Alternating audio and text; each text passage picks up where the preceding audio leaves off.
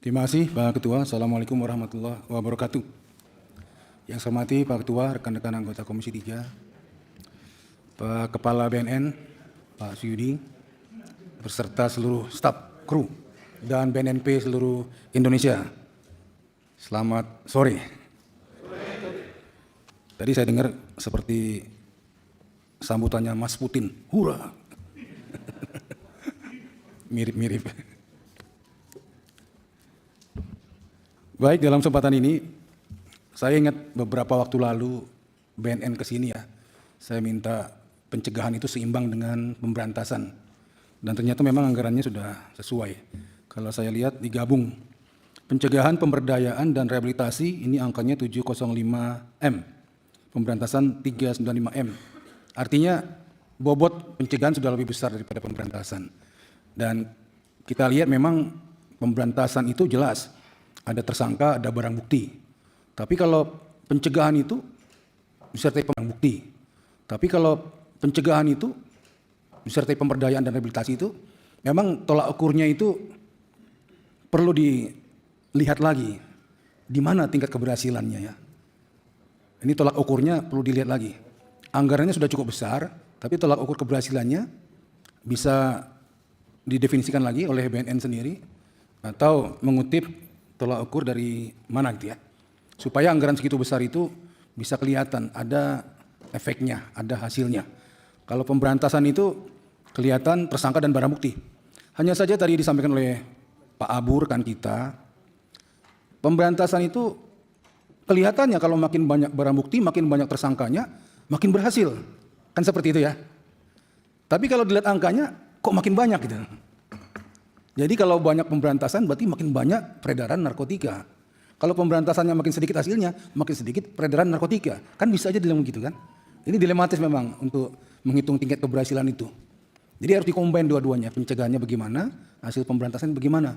Ya seperti bagaimana untuk menilai BNN ini berhasil. Ya, apakah daya tolak masyarakat itu sudah kuat untuk say no to drug itu? Apakah kampung-kampung narkoba itu sudah hilang dari 10, hilang 3, hilang 5, hilang 7 gitu. Ya. Apakah pasokan-pasokan yang masuk itu sudah berkurang banyak? Nah, ini yang menjadi dilema dalam menilai tingkat keberhasilan BNN. Jadi dikatakan tadi pemerintah itu kasih anggaran perlu atau tidak untuk BNN. Dikasih besar, hasilnya besar.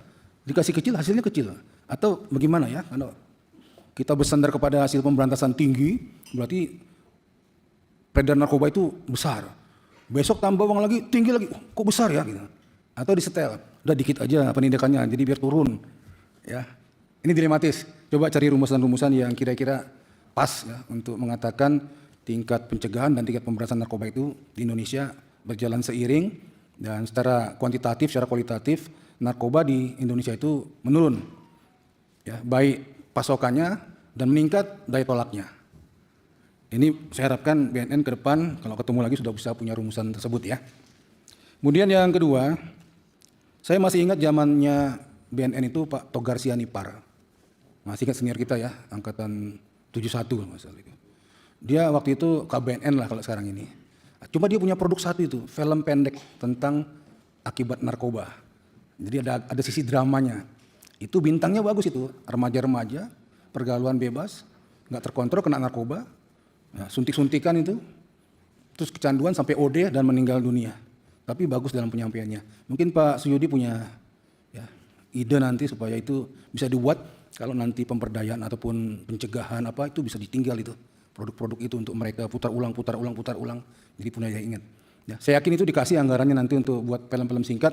Gunakan saja sinias-sinias kita yang bagus ya. Ya, nggak usah lama-lama, paling lama setengah jam, 20 menit cukup. Supaya nggak terlalu bosan nontonnya. Tapi kena.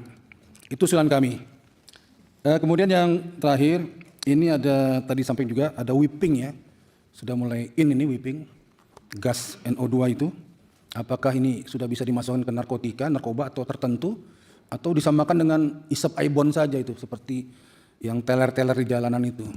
Jadi kalau lem ibon itu ya untuk kelas bawah gitu ya, karena murah harganya. Kalau whipping untuk kelas menengah atas karena harganya bisa naik gitu. Nah ini cukup membahayakan ini jadi tren ya. Kemarin ada kasus, mudah-mudahan bukan karena whipping. Tapi sudah mulai mengejala, whipping ini digunakan sebagai alat untuk ya fly ya, supaya kehilangan kesadaran sebentar dan euforia gembira.